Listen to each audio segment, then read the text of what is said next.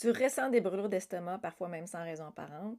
Tu as peut-être essayé des antiacides ou éviter les aliments épicés, puis ça ne change rien. Puis si je te disais que la cause n'est pas ce que tu crois, je vais te révéler la vérité cachée des brûlures d'estomac selon Anthony William, Medical Medium, les informations sur lesquelles je m'appuie pour te dire tout ça, parce que comment on peut soulager ça naturellement sans avoir recours à de la médication lourde qui pourra même aggraver ton problème. Puis reste avec moi jusqu'à la fin parce que je vais te partager des gestes simples à faire le matin pour commencer à calmer ton estomac dès aujourd'hui.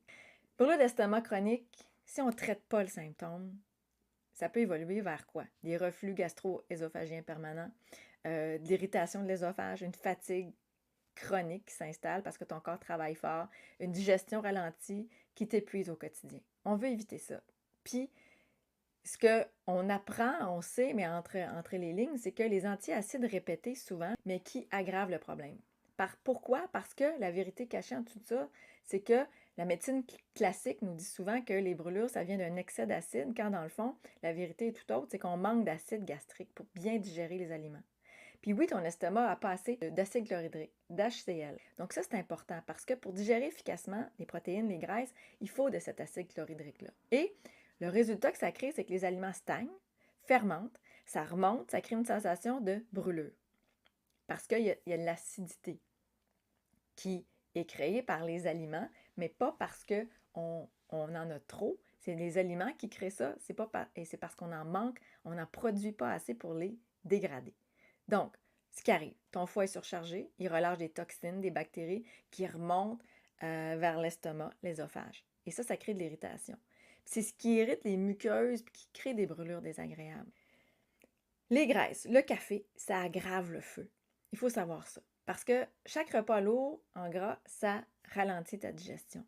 Puis le café, souvent on prend ça parce qu'on a l'impression de s'activer, qu'on digère mieux avec un café, mais ça affaiblit les surrénales entre autres, ce qui ouvre la porte au reflux. Parce que le café, c'est acidifiant en même temps aussi. Donc si tu es quelqu'un qui aime le café, j'en parle aujourd'hui parce que je sais que c'est commun, puis c'est banalisé, je te dirais même le café, mais c'est quelque chose à enlever de sa diète si on le peut, ou même à diminuer drastiquement pour avoir une différence. Puis, ce qu'il faut faire pour te soulager naturellement, c'est vraiment, je te dirais, y aller avec des gestes du matin. Le jus de céleri, j'en parle souvent. Je mets la description juste en haut aussi, tu pourras cliquer sur une vidéo qui en parle. Parce que ça va venir t'aider à restaurer ton HCl naturel, ton acide chlorhydrique de ton estomac. C'est hyper important de commencer à refaire cette banque-là. Et nettoyer ton foie puis réduire l'inflammation digestive. Parce que le jus de céleri nettoie toute ta digestion. Et alléger les graisses, les protéines, ça va commencer à t'aider à émulsifier, à t'aider à sortir du corps ces protéines rances là, qui sont là souvent depuis des années, qui sont rancies, qui s'attaquent, qui sont là, latentes dans ton système digestif, dans l'estomac, qui ralentissent ta digestion. Puis, diminuer drastiquement les produits laitiers, les huiles, les huiles saturées le plus possible. Je te dirais même les œufs et les viandes.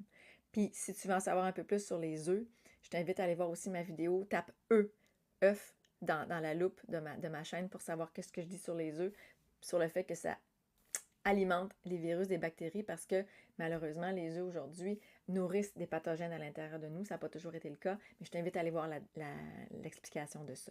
Donc, laisse ton foie respirer pour filtrer les toxines plus facilement. Donc, on allège les gras, les protéines, on allège ce que je viens de te nommer pour miser sur plus de calme.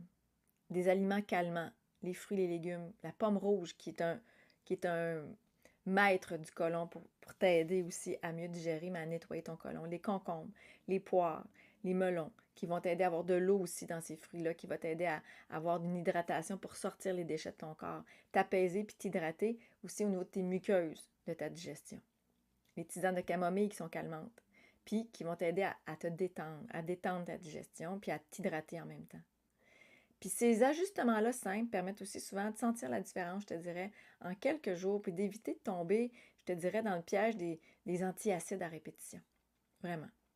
Donc, reçois le document gratuit pour t'aider à te donner une pause énergisante à ta digestion sans jeûne, la monodiète d'asperges.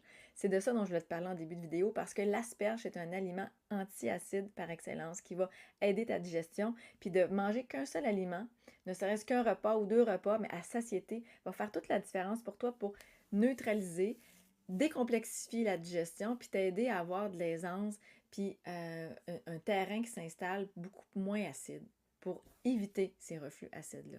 Donc, va télécharger comment faire la diète, la monodiète d'asperges. C'est un truc incroyable qui t'aide à pacifier toute ta digestion. Je te revois bientôt dans une autre vidéo.